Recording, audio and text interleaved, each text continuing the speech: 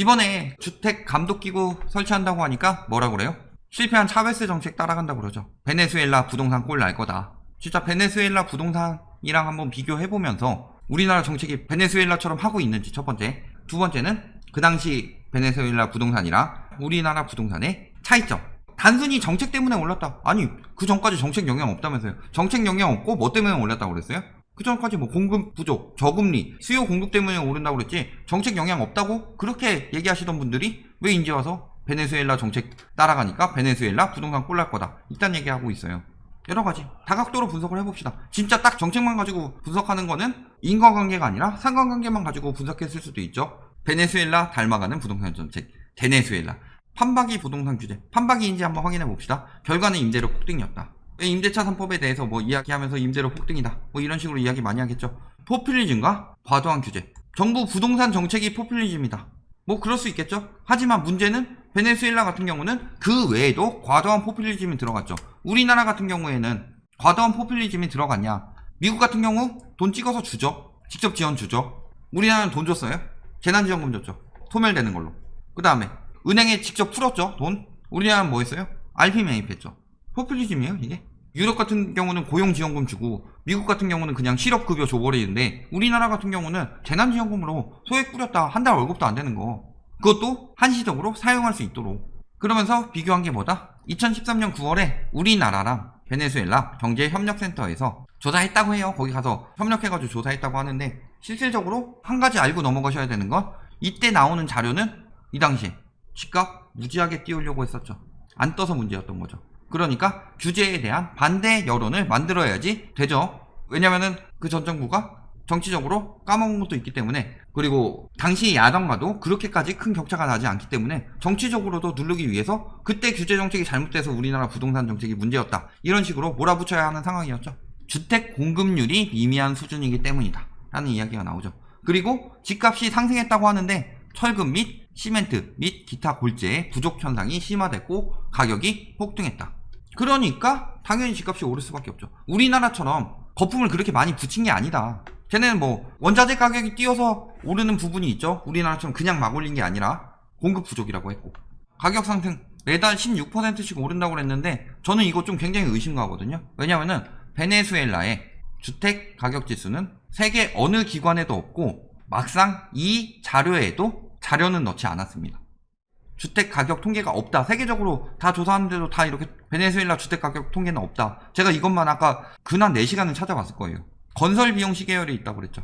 둘 중에 하나죠. 자료 보여주지 않으면서 선동할 수도 있는 거고, 이 당시에 매달 16%가 최대치로 오른 거를 가지고 하면서 건설 비용으로 들어갔을 것이다.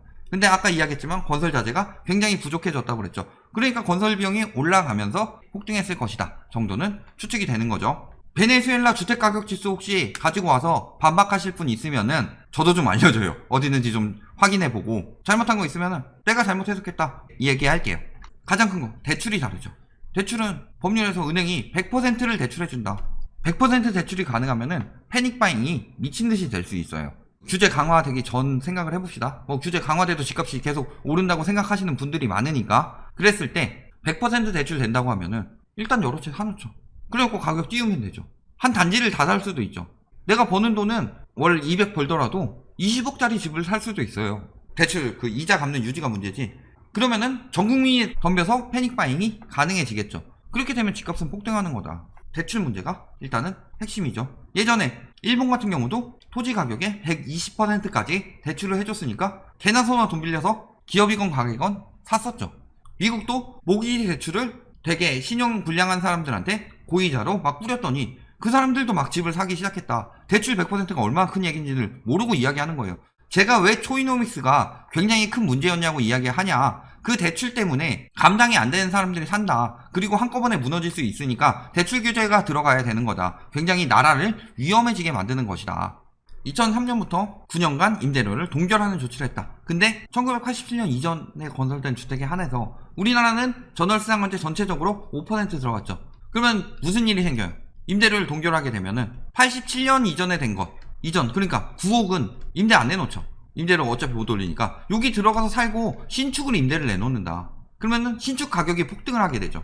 구축은 임대 매물 없어지고, 표준 임대료제 이거는 추진 중이죠. 임대료를 정해지는 식으로 운영한다. 그 다음에 임의적 퇴거 금지법, 계약갱신 청구권. 이거 가지고 이거는 베네수엘라 이야기하면 안 되죠. 요거는 독일, 일본, 미국 이런 데서 하는 거죠. 우리는 2+2 1회 아직.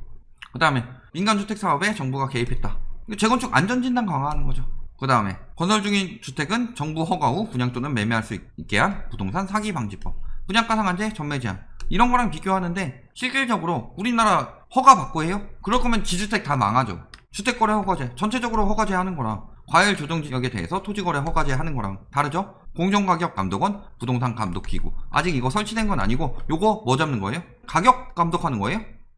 이거랑 비교하고 있는데 여긴 가격을 감독해가지고 가격을 통제하는 건데 여기서 부동산 감독기구는 그보다 권한이 훨씬 적은 부분을 하고 있죠. 어떤 거 추진하고 있어요?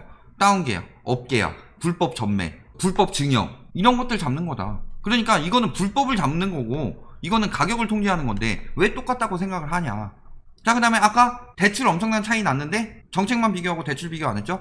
세금. 우리나라 같은 경우 최고 76%의 양도세가 나오는데 세금 1%예요. 양도세. 종부세 1%고 우리나라는 6%인데 다주택 사서 오르기만 하면은 양도세 99%. 지들 말에 따르면 오른 게 다 지돈이라니까 99% 버는 거죠. 이 정도는 안 되더라도 90% 이상은 벌죠.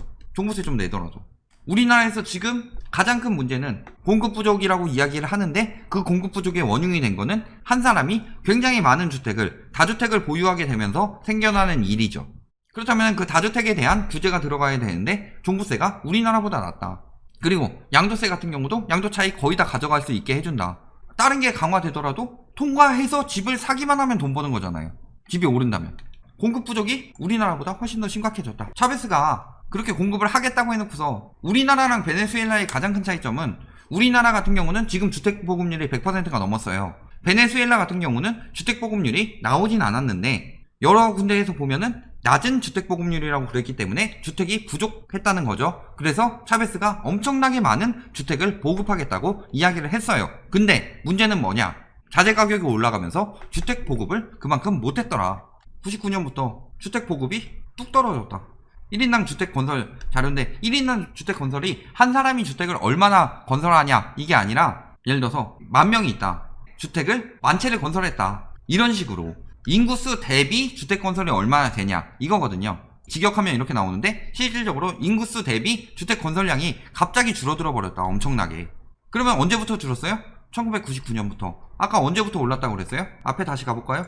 이거 2013년쯤 나온 자료죠? 그리고 실질적으로 뭐 규제 강화돼서 올랐다고 하니까 규제 강화된 뒤에 올랐겠죠? 규제 언제 강화됐냐? 2003년부터.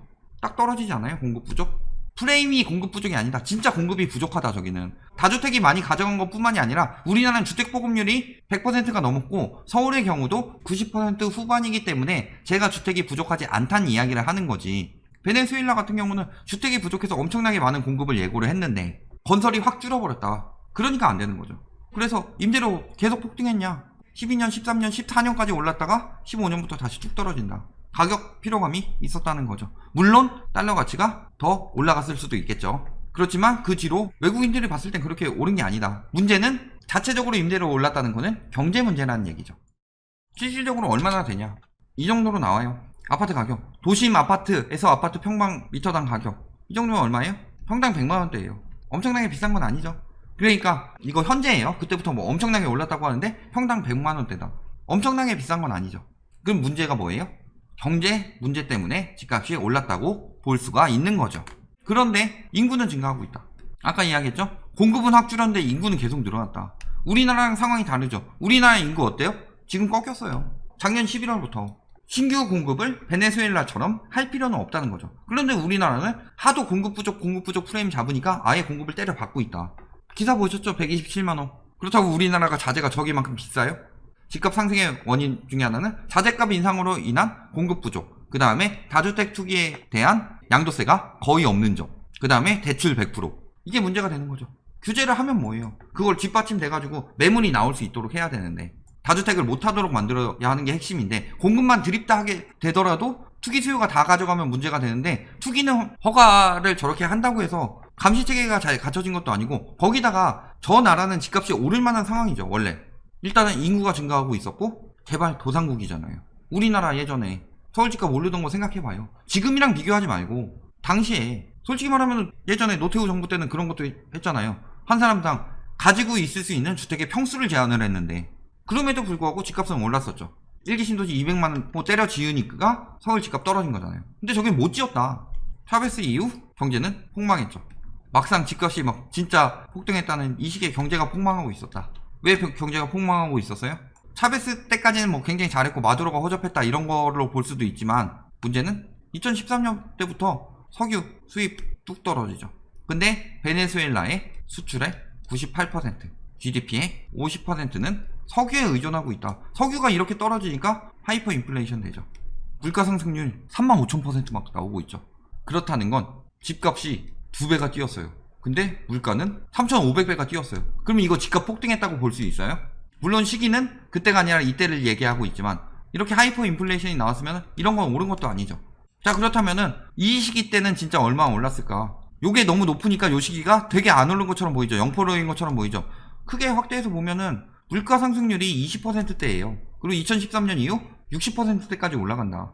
물가가 베네수엘라 같은 경우는 20에서 60%까지 올라가는데 집값이 폭등했다. 집값 50%만 올라도 폭등했다고 하죠. 집값이 50%는 올라도 물가가 이만큼 오르니까 폭등이라고 말할 수가 없는 거다. 근데 우리나라는 어때요? 물가 지수 7% 올랐어요. 2013년부터.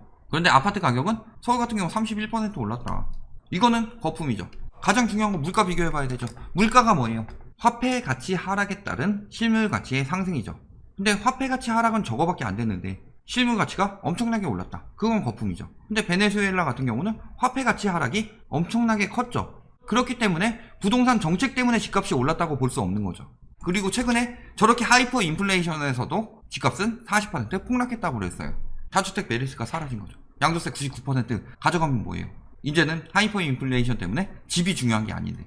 결론, 정책 비슷하니까 같은 결과다? 라고 주장하는 인간들은 콜라를 많이 마시는 나라가 사람들이 병으로 죽을 확률이 굉장히 줄어든대요. 그렇다면은 콜라는 몸에 좋다. 이렇게 결론을 내리는 거죠. 근데 실질적으로 콜라를 많이 마시는 나라가 병으로 죽을 확률이 굉장히 줄어들어요. 마실 수 있을 만한 여건을 가진 나라는 그만큼의 복지 정책이 되어 있기 때문에 병에 걸리더라도 치료를 받기 좋고 병으로 죽을 확률이 줄어든다. 규제 때문에 집값이 올랐다? 그 전에 봐야 될 게 뭐가 있었다? 첫 번째, 규제 때문이 아니다. 가장 핵심적으로 봐야 될 건 뭐예요? 아까 이야기했던 물가. 2013년에 거의 한 60% 가까이 올랐어요.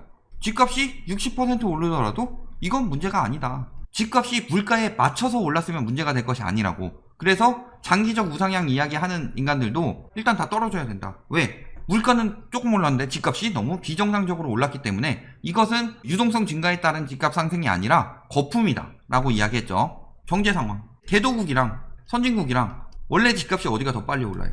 가격 자체야 선진국이 더 많이 오른 것처럼 보이겠지만 퍼센테이지로 따지면 이쪽이 압승이죠. 그런데 왜 자꾸 퍼센테이지로 비교하냐? 막상 거기 집값 지금 하나로 얼마 되지도 않는데 평당 100만원대인데. 또 세 번째로 비교해 봐야 될 거 뭐가 있어요? 수요 공급이죠. 지금 우리나라의 주택보급률은 100%가 넘죠. 당시 베네수엘라 다 낮은 주택보급률이라고 그랬어요. 100%가 안 됐으니까 낮은 주택보급률이라는 거죠. 이것도 뭐 반박 자료 있으면 들고 와요.